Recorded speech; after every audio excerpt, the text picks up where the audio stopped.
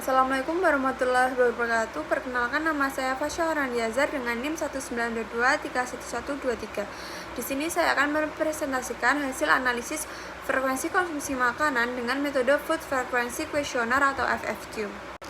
FFQ merupakan salah satu instrumen survei konsumsi pangan yang digunakan untuk menilai kebiasaan makan individu maupun kelompok.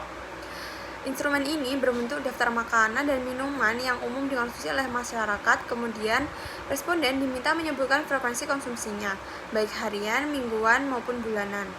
Nah, FFQ banyak dipilih karena praktis atau mampu menggambarkan pola konsumsi jangka panjang dan dapat diterapkan pada jumlah responden cukup besar. Namun, metode ini tetap memiliki keterbatasan seperti ketergantungan pada ingatan responden, variasi daftar makanan yang terbatas, serta kemungkinan bias dalam memperkirakan ukuran porsi.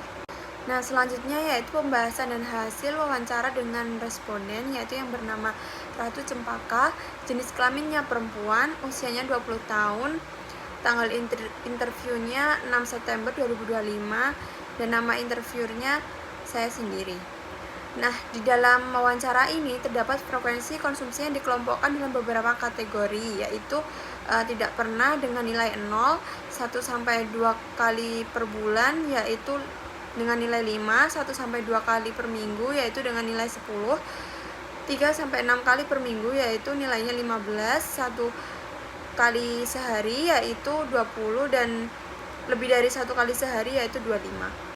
Nah, berdasarkan hasil FFQ Ratu Cempaka, dapat diketahui bahwa pola konsumsi responden selama sebulan terakhir menunjukkan variasi yang beragam. Seperti konsumsi buah dan sayuran relatif baik, yaitu 2-3 kali per minggu. Dan lauk hewani dikonsumsi 1 kali sehari yang mendukung kebutuhan protein harian. Namun asupan susu dan produk olahannya rendah, sedangkan konsumsi bakery dan makanan cepat saji cukup sering, yang berpotensi meningkatkan risiko kelebihan kalori, lemak, dan natrium. Nah, konsumsi mie instan, kembang gula, dan minuman manis tergolong jarang, yang dinilai positif.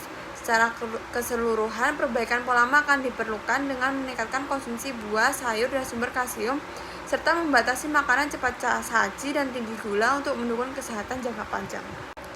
Selanjutnya yaitu hasil rata-rata FFQ dari kelompok 1. Dapat diketahui bahwa hasil analisis rata-rata FFQ dari 17 responden menunjukkan bahwa konsumsi sayur dan buah relatif tinggi, yaitu 15,96%. Diikuti saus, dressing, dan bumbu instan sebanyak 15,78%, serta lauk hewani sebanyak 15,24%. Nah, konsumsi susu dan produk olahan sangat rendah, yaitu 1,08%. Sementara kembang gula dan coklat juga rendah, yaitu 3,52%. Nah, pola ini menunjukkan kecenderungan positif pada sayur, buah, dan lauk hewani, namun perlu peningkatan asupan susu atau kalsium dan pengendalian konsumsi saus atau bumbu instan untuk menciptakan pola makan yang lebih seimbang dan mendukung kesehatan jangka panjang. Berikutnya yaitu hasil rekapitulasi skor FFQ kelompok. Nah, berdasarkan hasil pengolahan FFQ menunjukkan bahwa kelompok sayur dan buah dengan skor 1095 serta lauk hewani dengan skor 1040 sering dikonsumsi, mencerminkan asupan gizi yang penting seperti serat, vitamin, mineral, dan protein hewani. Sementara itu, konsumsi saus, bumbu instan, dan produk bakery juga cukup tinggi dengan skor 885-480, sehingga perlu perhatian karena kandungan natrium, gula, dan lemak. Secara keseluruhan, pola konsumsi responden cukup seimbang pada kelompok pangan bergizi, namun perlu ditingkatkan pada sayur, buah, dan sumber kalsium, serta dibatasi makanan olahan agar sesuai prinsip pedoman gizi seimbang. Selanjutnya yaitu hasil skor berdasarkan diagram batang.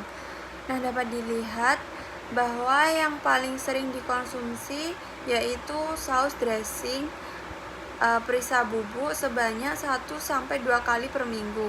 Nah, yang paling jarang dikonsumsi yaitu susu dan produk susu bubuk sebanyak 1-2 kali per bulan. Nah, kesimpulan, terjadi variasi frekuensi konsumsi antar beberapa kelompok makanan dan beberapa lebih dominan dalam pola makan responden. Nah, selanjutnya yaitu hasil persentase dari kelompok makanan yang jarang dan sering dikonsumsi oleh kelompok. Berdasarkan hasil analisis dari 17 responden menunjukkan bahwa sebagian besar kelompok makanan tergolong jarang dikonsumsi.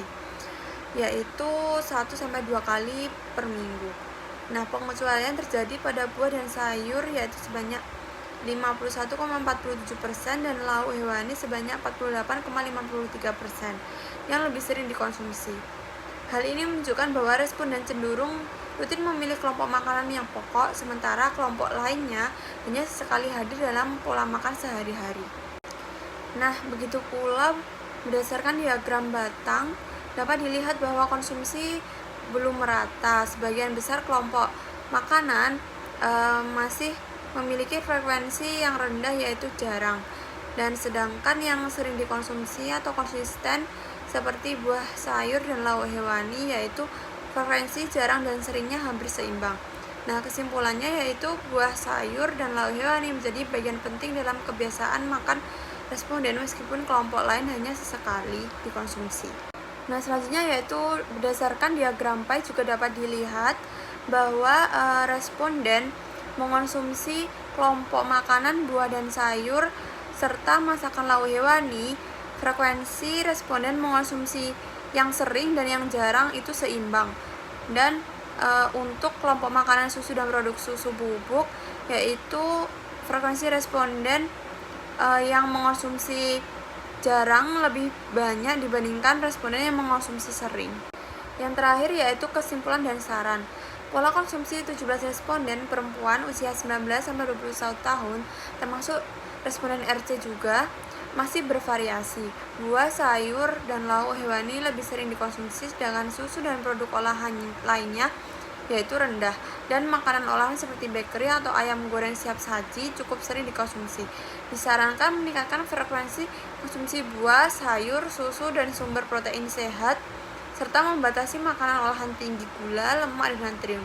Sekian presentasi dari saya, mohon maaf atas kesalahan kata, dan terima kasih.